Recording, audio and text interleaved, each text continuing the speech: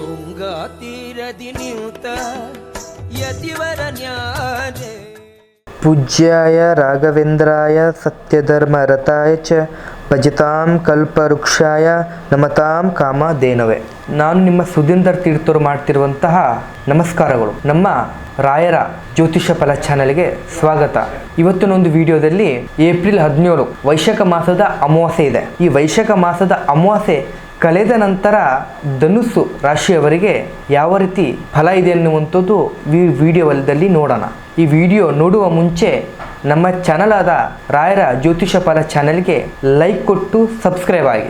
ಮೊದಲನೆಯವಾಗಿ ವೃತ್ತಿ ಹಾಗೂ ಉದ್ಯೋಗದ ಬಗ್ಗೆ ನೋಡಬೇಕಾದ್ರೆ ನೀವು ಮಾಡುವಂತಹ ಕಚೇರಿಗಳಲ್ಲಿ ಹಾಗೂ ಕೆಲಸಗಳಲ್ಲಿ ಮಾನ್ಯತೆ ಸಿಗುತ್ತೆ. ಹಿರಿಯ ಅಧಿಕಾರಿಗಳಿಂದ ಬೆಂಬಲ ಸಿಗುತ್ತೆ. ಸಲಹೆಗಾರರು ಹಾಗೂ ಸಂಶೋಧನೆ ಕ್ಷೇತ್ರಗಳಲ್ಲಿ ಕೆಲಸ ಮಾಡೋರಿಗೆ ಮಾನ್ಯತೆ ಅಥವಾ ಪ್ರಶಂಸೆ ಸಿಗುತ್ತದೆ.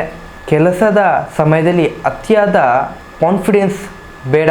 ಇನ್ನು ನಿಮ್ಮ ವ್ಯವಹಾರದ ಬಗ್ಗೆ ನೋಡಬೇಕಾದ್ರೆ ಈ ಹಿಂದೆ ಮಾಡಿರುವಂತಹ ಹೂಡಿಕೆಗಳಲ್ಲಿ ಲಾಭದಾಯಕವಾಗಿ ಈ ಸಮಯದಲ್ಲಿ ಕಾಣಬಹುದು. ಹೊಸ ಬಿಸ್ನೆಸ್ ಹೊಸ ವ್ಯವಹಾರಗಳನ್ನು ಪ್ರಾರಂಭ ಮಾಡಬೇಕಂತಿದ್ರೂ ಕೂಡ ಇದು ಒಳ್ಳೆ ಸೂಕ್ತ ಸಮಯ.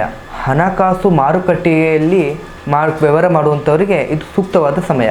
ಪಾರ್ಟ್ನರ್ಶಿಪ್ ಬಿಸ್ನೆಸ್ಗಳಲ್ಲಾಗಿರುವಂಥದ್ದು ಇನ್ನಿತರ ವ್ಯವಹಾರಗಳಾಗಿರುವಂಥದ್ದು ಬೇರೆಯವರಿಗೆ ಸೇರಿಸ್ಕೊಳ್ಳುವಂಥ ವಿಚಾರದಲ್ಲಿದ್ದರೆ ಸ್ವಲ್ಪ ಜಾಗ್ರತೆ ವಹಿಸಬೇಕಾಗತ್ತೆ. ಇನ್ನು ನಿಮ್ಮ ಪ್ರೀತಿ ಹಾಗೂ ಕುಟುಂಬದ ಬಗ್ಗೆ ನೋಡಬೇಕಾದ್ರೆ ಕುಟುಂಬದಲ್ಲಿ ಮಕ್ಕಳ ಪ್ರಗತಿಯಿಂದ ತಂದೆ ತಾಯಿಗೆ ತುಂಬ ಪ್ರಶಂಸೆ ಸಿಗ್ತದೆ. ಸಂತಾನ ಬಯಸುವವರಿಗೆ ಶುಭದಾಯಕ. ಪ್ರೇಮ ಸಂಬಂಧಗಳಲ್ಲಿ ಮಧುರತೆ ಇರುತ್ತದೆ. ಸಂಗತಿಯೊಂದಿಗೆ ಅತಿಯಾದ ಸುಂದರವಾದ ಸಮಯ ನೀವು ಕಲಿತೀರಾ. ಹಳೆಯ ಮಿತ್ರರ ಸ್ನೇಹಿತರನ್ನ ಭೇಟಿಯಾಗುವಂಥ ಅವಕಾಶ ಸಿಗ್ತದೆ. ಇನ್ನು ನಿಮ್ಮ ಆರ್ಥಿಕ ವಿಚಾರವಾಗಿ ನೋಡಬೇಕಾದ್ರೆ ಲಾಟರಿ ಮೂಲಕ ನಿಮಗೆ ಹಣ ಗಳಿಸುವ ಯೋಗ ಬರ್ತದೆ. ಮಕ್ಕಳ ಶಿಕ್ಷಣಕ್ಕಾಗಿ ಅತಿಯಾದ ಹಣ ವ್ಯಯ ಮಾಡ್ತೀರಾ. ಇನ್ನು ನಿಮ್ಮ ಆರೋಗ್ಯದ ವಿಚಾರವಾಗಿ ನೋಡಬೇಕಾದ್ರೆ ಅತಿಯಾದ ಆಲೋಚನೆಗಳಿಂದ ಮಾನಸಿಕವಾಗಿ ದೈಹಿಕವಾಗಿ ಸಫರ್ ಆಗ್ತೀರಾ. ಹೊಟ್ಟೆಗೆ ಸಂಬಂಧಪಟ್ಟ ಸಮಸ್ಯೆಗಳಿಂದ ಕಿರಿಕಿರಿ ಅನುಭವಿಸ್ತೀರಾ. ಊಟದ ವಿಷಯದಲ್ಲಿ ಸ್ವಲ್ಪ ಜಾಗ್ರತೆ ಹಾಗೂ ಕ್ರಮಬದ್ಧತೆಯನ್ನು ಇರಬೇಕಾಗತ್ತೆ. ಧನುರಾಶಿಯ ಶ್ರೇಯಸ್ಸಿಗಾಗಿ ದರ್ಶನ ಮೂರ್ತಿಯ ದರ್ಶನವನ್ನು ಪಡೆಯಿರಿ. ಹಿರಿಯರ ಹೆಸರಿನಿಂದ ದೇವಸ್ಥಾನಕ್ಕೆ ಹೋಗಿ ದೀಪವನ್ನು ಹಚ್ಚಿ. ಬಡ ಮಕ್ಕಳಿಗೆ ಬಡವರಿಗೆ ವಿದ್ಯಾಭ್ಯಾಸ ಹಾಗೂ ದಿನಸಿಯನ್ನು ಸ್ವಲ್ಪ ಸಹಾಯ ಮಾಡಿ. ಇದಾಗಿತ್ತು ಧನುಸ್ಸು ರಾಶಿಯವರ ಮಾಸ ಭವಿಷ್ಯ. ಹಾಗೂ ಈ ವಿಡಿಯೋವನ್ನು ಇಷ್ಟ ಆದಲ್ಲಿ ಲೈಕ್ ಹಾಗೂ ಶೇರನ್ನು ಮಾಡಿ.